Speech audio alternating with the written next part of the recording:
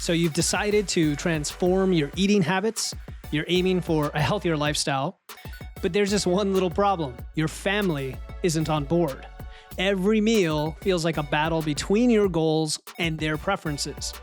You're torn between sticking to your plan and keeping the peace at the dinner table. Does that sound familiar to you? Today, we are tackling the dilemma of what to do when your family isn't fully on board with how you eat or even your overall health and fitness goals. You'll learn how to navigate this tricky situation without sacrificing your goals or your relationships. Whether you're dealing with a spouse who loves junk food, kids who refuse vegetables, or parents who insist on traditional, very calorie-laden recipes, this episode will help you find both balance and success. After all, who doesn't want a little bit of harmony in their household? Welcome to Wits and Weights, the podcast that blends evidence and engineering to help you build smart, efficient systems to achieve your dream physique. I'm your host, Philip Pape, and today we're diving into a topic that hits close to home for many of us, and that is how to eat healthy when your family doesn't. And this was inspired by a really good question from one of our listeners, Colton Y. Colton sent me a message. He reached out and asked me this question. I gave him some personalized advice, but I wanted to address it in general for those listening and give you some of my favorite strategies for this that I've helped clients with. And I want to give Colton a shout out for his question. Here's what he asked. How do you go about being the only one in your family trying to eat healthy? How do you balance being or eating healthy with a family who isn't interested? And I hear this all the time. I get asked about this on podcasts, both for family in general, but also kids, right? It kind of all applies to the same thing. So you're definitely not alone, Colton. Many of us face these challenges of trying to balance what we find extremely important with family dynamics where not everybody necessarily finds it as important or even cares, right? Or even in some cases, they try to sabotage you because they feel threatened, right? There's a lot of different reasons for it. But today we're going to take a positive lens on this, and we're going to explore strategies that will help you stay on track without causing as much friction at home and kind of make it all work without changing other people, right? If you can inspire other people, that's awesome, but you can't expect to change them. So how can we focus on ourselves to make this successful? Now, before we dive in, if you are facing any challenges like this and you have questions about balancing your fitness journey with family life or anything like that, I want to invite you to join our free Facebook group. That is a very supportive community where you will find like-minded people who are supportive of your goals, who have similar goals.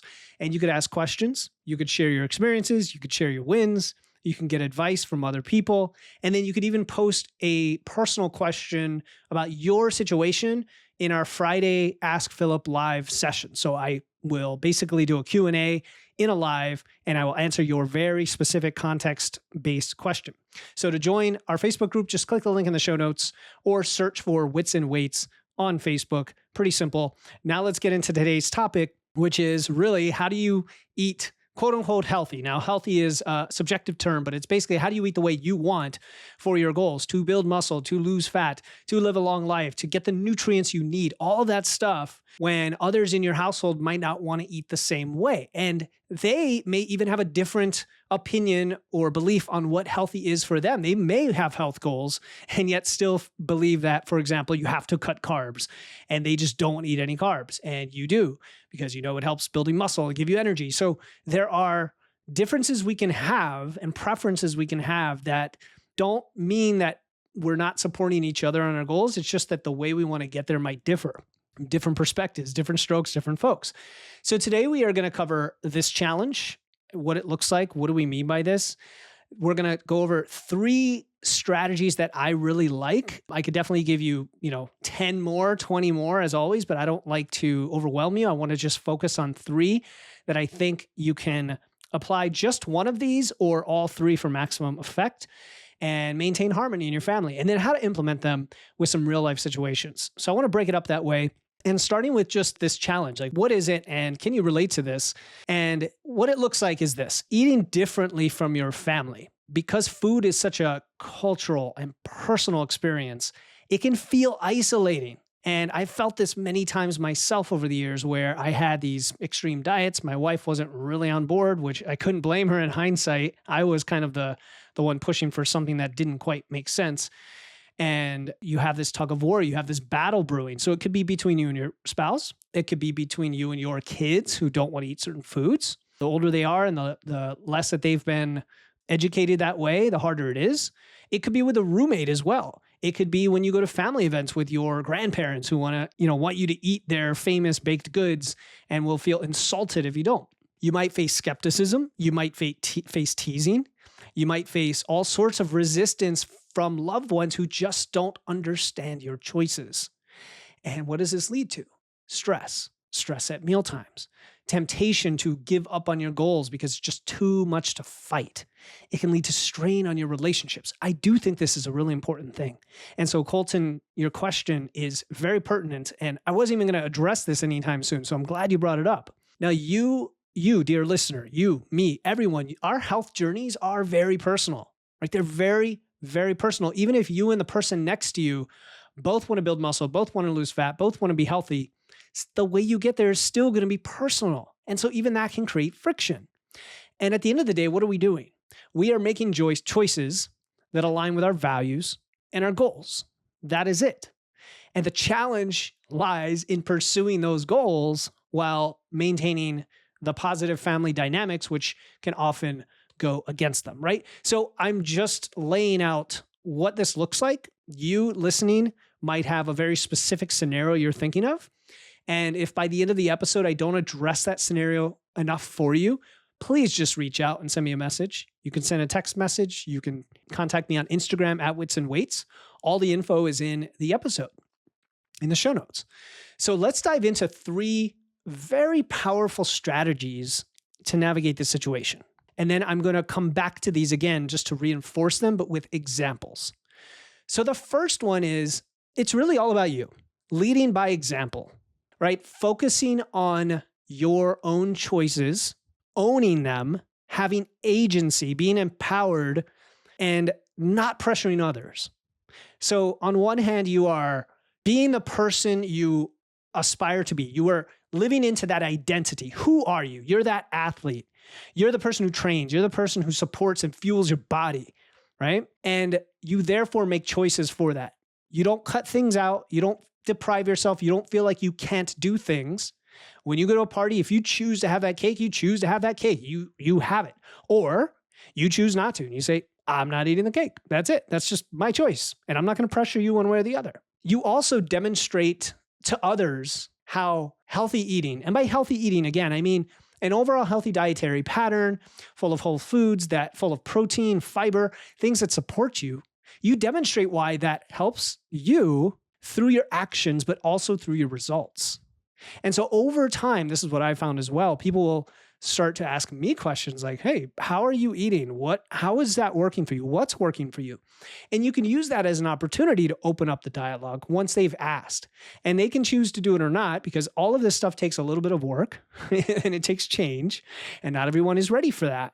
But if you've at least demonstrated through your actions, and they see you're getting healthier and you're looking more vibrant and you have more energy and you're looking jacked and you're looking great in your clothes, whatever the thing is, that can inspire others. And finally, as part of this whole thing, when you think about how you communicate and are open about your journey, you're not doing it to preach or to criticize others' choices. And it is a fine line sometimes. I kind of relate to other choices we make, like we homeschool our kids. And let me tell you, people are easily open to criticizing and judging you for doing that. And yet I would never judge someone for sending their kids to public school. Even though I would love to retort with whatever claim they're making against us teaching our kids at home, why it might be 10 times worse sending your kids to public school, in my opinion, in my brain, right? We think those things. Same thing with food. Somebody's like, well, carbs are going to make you fat. I'm cutting carbs. Why are you doing that? And you want to be defensive and you want to preach about it. That's not going to win any battles at all. It's probably going to make people more stubborn. There's a famous quote that goes, those convinced against their will are of the same opinion still. People have to be open to the change. So talking about it in a way that is about you and not them saying, hey, yeah, I chose to do this for this reason. This is why I'm doing this. I love doing this because I'm very excited about this because, right? Again, when people ask us about our kids and homeschooling, they're like, well, are you worried about socialization? And I'm like, oh yeah, I was so worried about that. That's one of the reasons we chose to homeschool, because we get to have our kids with all kids of all ages. They get to be socialized with their parents, who are, in our opinion, their best influence. And I can go on and make the argument, but my point is, you're not starting with the preaching or the criticizing. You are simply responding to what they say and being excited about it and putting it back into your own experience. So that's leading by example. And again, I'm going to come back with how to put these into action with some more specifics related to eating in particular. The second strategy is kind of the in-between strategy, and that is finding creative compromises. So you're not trying to go all the way and change everybody else. You're not changing, even if you're the primary chef of the family or the cook of the family. I say chef kind of like a joke, because many of you may have a to-order system where 3 different people have 3 different meals, including your kids, and you're making it for them as if it's a restaurant.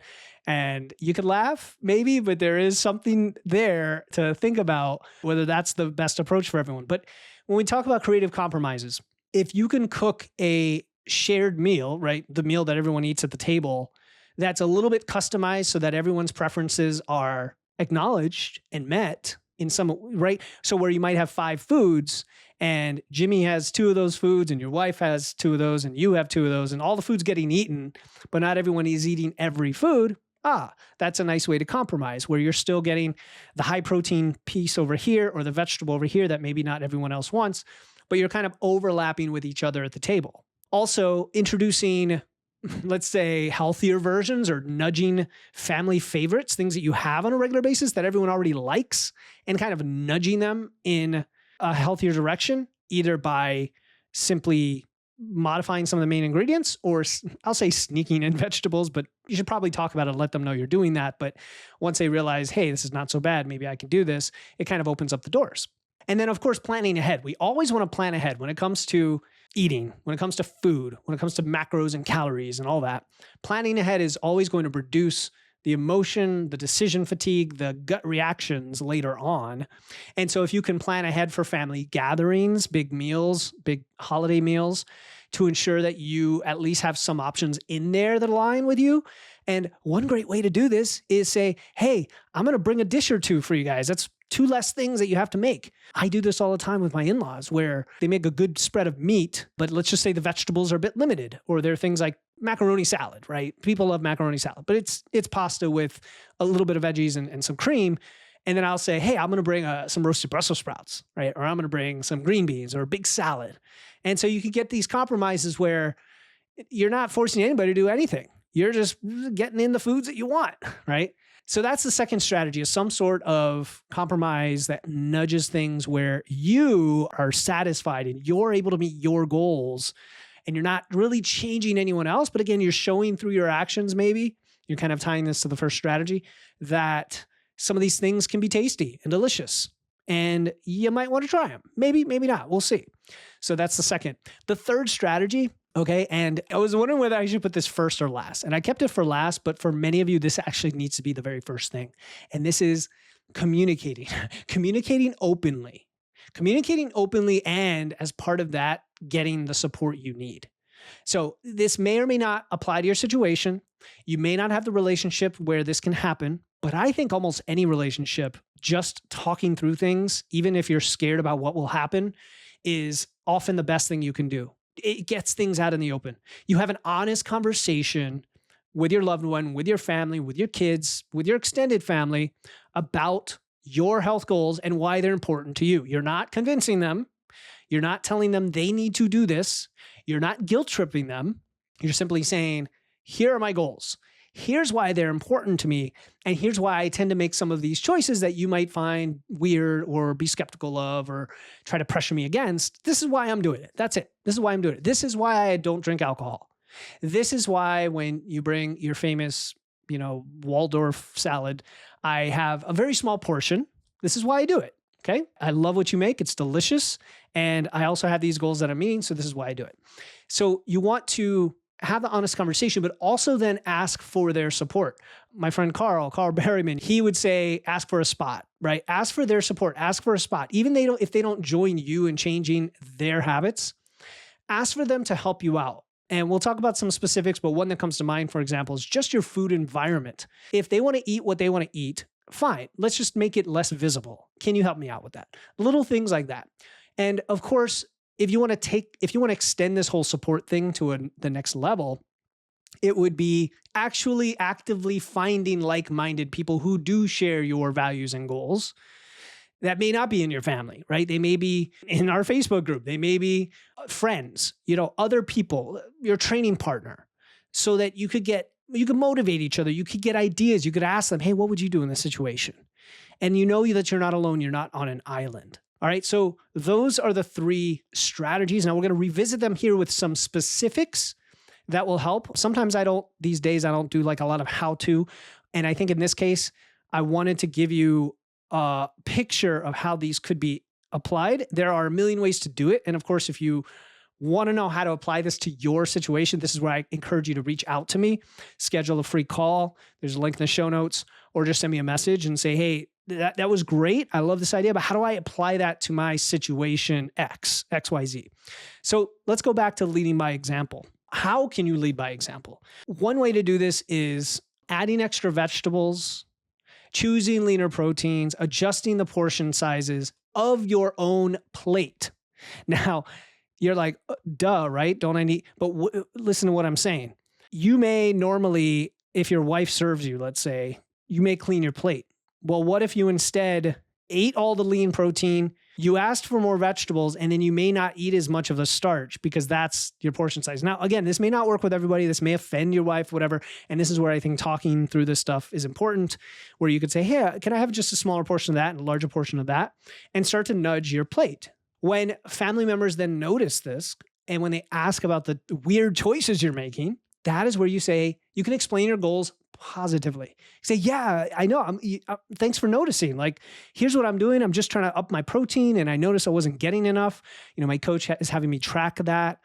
Or, you could always use your coach as an excuse, even if it's like you're not paying for a coach and it's your podcast guy, Philip.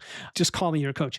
Yeah, my coach asked me to eat more protein, so I'm trying to do this. And hey, if you want to try this food that I'm eating, go for it. Like, if you're curious about it, it's pretty cool. I put this awesome sauce on it, the spicy rub on it, whatever. And then the other thing is you could share how you're progressing and how you're feeling as you make these changes. Again, focusing on you and the benefits that you're experiencing. So leading by example can literally start on the plate at the family dinners by choosing the foods that work for you and putting that in combination with having those options available for you without trying to force anyone else to do anything. The second strategy about creative compromises. What can you do there? All right. For a shared meal, I kind of alluded to this earlier, but you can use the build your own approach. Okay. Yes, it's kind of like a buffet, but it's not like you're providing 20 options. You're setting out some ingredients or a couple sides and a couple meats, something like that. And this is where meal prep can be very helpful, because if you've meal prepped a lot of these things, then you can mix and match throughout the week. And so people can customize their plate a bit, right? This could make it fun. You could have taco night. You could have salad bar. You could have stir fry. And yeah, my mind just burped right there because I was in the middle of a non-thought, kind of like a black abyss in my brain for a few seconds. And I'm going to keep this on the recording for you guys so you could maybe relate. Okay. And then you could, as part of finding creative compromises, gradually introduce healthier ingredients into family recipes. And again, I say healthier, I just mean in relative terms, the things that you want to eat more of.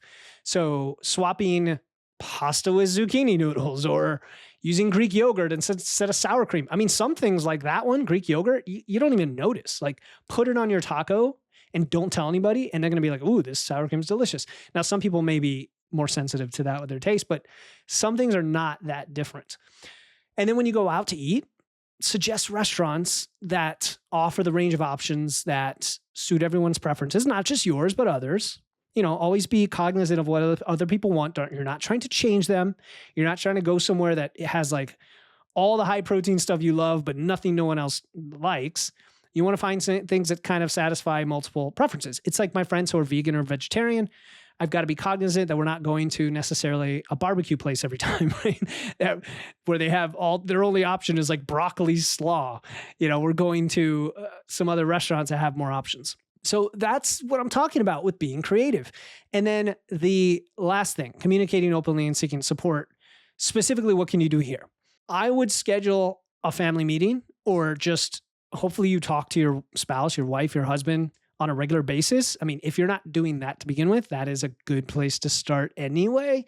And then discuss your health goals. Just explain why you're making the changes, how it's going to affect your meal planning, where you store food in the house, like in your fridge and cabinets, your grocery shopping. And this is a great opportunity for you to step it up and volunteer to do some things, volunteer to do a chore, volunteer to do the grocery shopping. And you kind of get a 2-for-1. You are providing support to someone else. They don't have to do that thing. And you're getting a little bit of control over the situation to help yourself out. But remember, you're not trying to push away or push out other people's preferences as you do that. You're simply trying to add in the things that will support you. And if someone else is doing the grocery shopping, you say, hey, do you mind if I add some things to the list? And if you can, give them a little flexibility, right? Don't necessarily say, I have to have this exact thing, this exact brand, blah, blah, blah. Now, in some cases, like with my wife, I'm like, Fairlife chocolate milk, get me Fairlife chocolate milk because it's the only one that has like so much protein. And she's cool with that, right? She knows, just put it on the list, honey, and I'll get it. It's no big deal. But it affects everything. It affects your planning for your meals and all of that, but you have to talk about it. Also, ask your family for specific ways that they can support you. Can they keep the foods out of sight that are tempting you? Are they open to trying new recipes together? Are they open to it? And then you can make a fun thing of it. You can say, hey, let's look for recipes together, or maybe even bring up ones that look good to you and say, hey, which of these 3 things do you like the most, right? Giving them options. It's like, which of these 3 things would you like the most? And there's got to be something that people like, even if their preferences are a little bit different.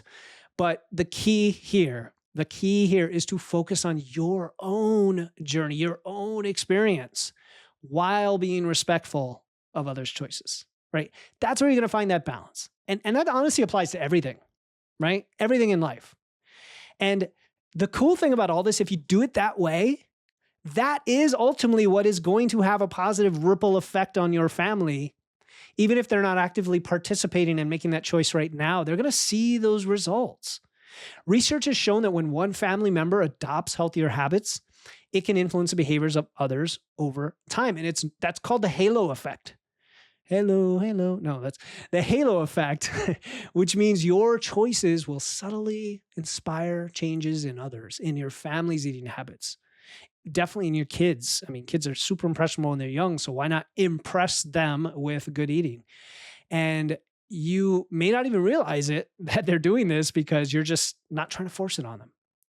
There's a study published in the International Journal of Behavioral Nutrition and Physical Activity that found when parents increase their fruit and vegetable consumption, their children are more likely to do the same. So if you're not even doing it yourself, that's going to be a problem. The person who asked the question today was starting with the premise that they already were making those healthier choices for themselves and their family wasn't quite on board.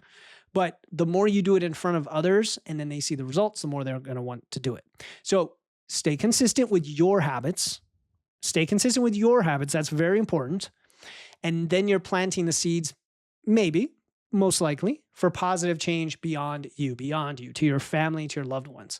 And it's not going to happen overnight. Just like your own journey isn't an overnight thing. It's the commitment to these goals over time. And that's the catalyst for the healthier household in the long run. And you hear how positive and the kind of positive energy I have about this.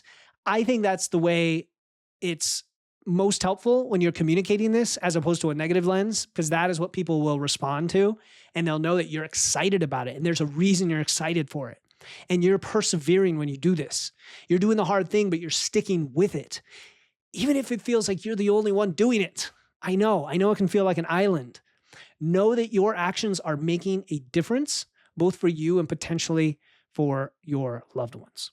So as we wrap up, let me just recap the main points. Number 1, leading by example, super powerful. You don't create conflict by doing that. You simply do it from your own experience. Number 2, finding creative compromises.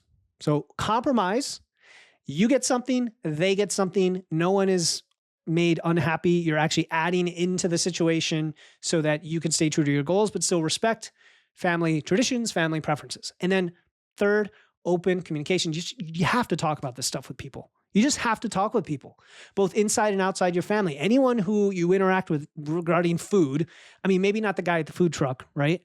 But the people you eat with, because it's such a deep cultural experience and we put so much pressure on ourselves with, and we're not trying to change it all overnight. We just can't. It's so deeply embedded.